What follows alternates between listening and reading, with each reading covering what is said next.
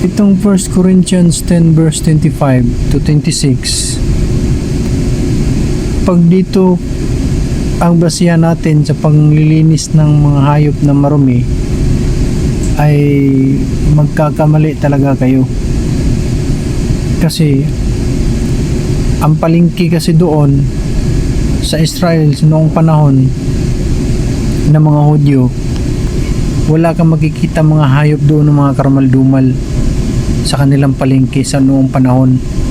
Kahit mga baboy, mga mga pinagbabawal, mga crabs, seafoods, pusit, wala ka talagang makikita doon sa Israel sa kanilang palengke dahil pinagbabawal talaga nila doon, at saka hindi sila kakain ito.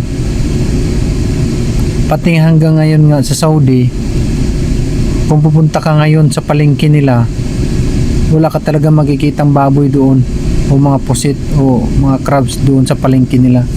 Kaya wag nating gawin itong verse na ito na words na palengke sarkado ng mga hayop ay pwede nang kainin kung pagbabasihan mo sa Pinas. Kasi ang palengke natin sa Pilipinas ngayon ay lahat ng mga karne ay nasa palengke natin dito sa Pilipinas.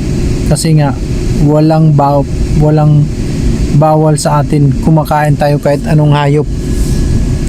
At saka ang batas kasi ng Panginoon hindi sinasabi dito sa Pilipinas, kundi doon niya ito sinasabi sa Israel noong panahon ng mga Hudyo.